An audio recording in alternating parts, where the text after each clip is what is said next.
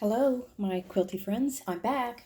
We have a new block that you're gonna obviously have gotten the email because this link is attached to it.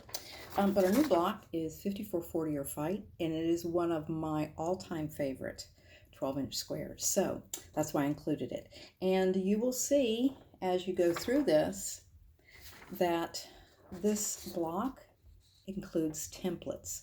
And this is for the section that we consider or call a V block. And you see down here at the bottom, down here, right there, that's the V block, okay? And it creates the star points. See the star points right there? So I am doing a video because there are a couple of different approaches that you can take with creating the V block. The rest of it is just, four patch, and you guys already know how to do that.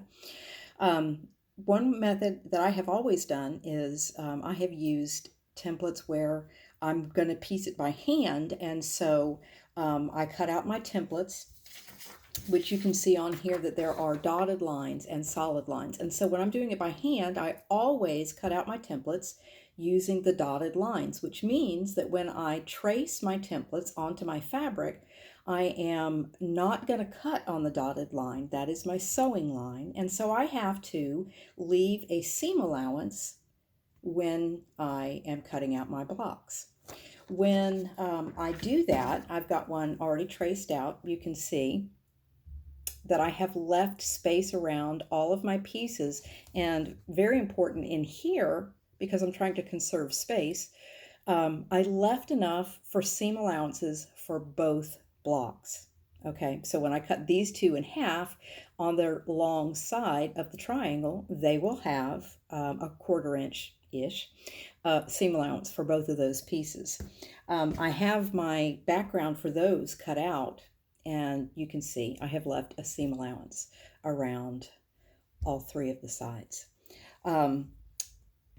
Another thing that you need to be concerned about is that with this template, you have to cut out one that, well, it's like this in the pattern, one that faces this way, and you have to cut the reverse, which it says that in the pattern.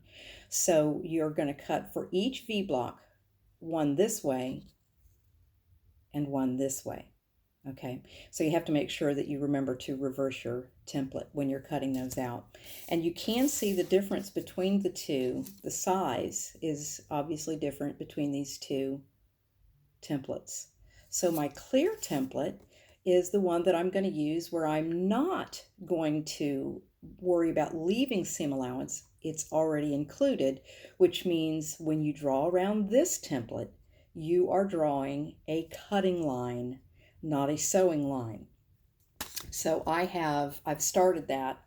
I started it on this one, and I thought, oh, I should wait and cut it out for them. But I'm actually cutting right on that line, and you can do that with your rotary cutter. If you place the ruler on that line, you can simply follow the line and cut out right along there. So I was going to show you guys some of that, but I'll have to pause and come back to you, so hang on a minute.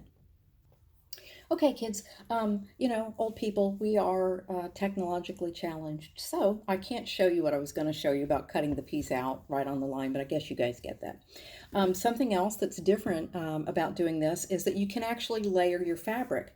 When you're doing this method, you have to trace them each individually and cut them out one at a time. If you are doing and I used this template, and you also notice a little difference. It has this notch here.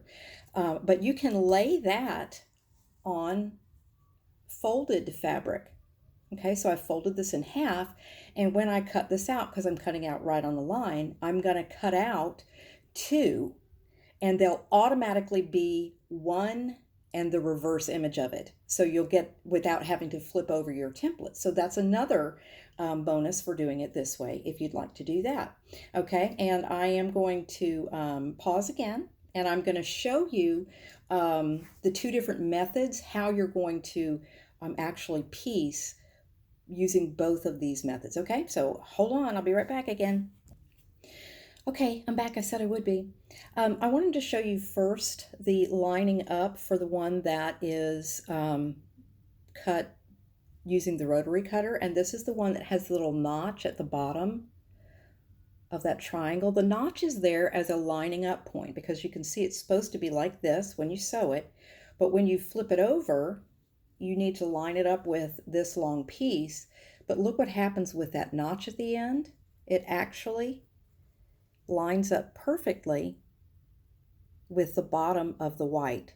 And so that's what you're going to do with this notched piece. You see that? How it lines up there? And then along that side right here is where you're going to sew your 1/4 of an inch. When you open it out, it's in perfect position. Okay? And then you do the same thing with the other one. You just sew that on, again, matching up that notch at the bottom with the end of the white. Okay? So when you go to do the other one that has the seam allowance on it, you're going to line these up. Oh, I guess I could turn it this way. Again, old person. But what you're going to need to do on this one is you're going to need to match your points. So you'll put a pin in here. You'll come down to this end. You'll put a pin in here, and then you'll sew along. Obviously, I'm going to pin more than just the ends, but pin that as much as you needed to. And you can either sew it by hand or you could sew it by machine as well.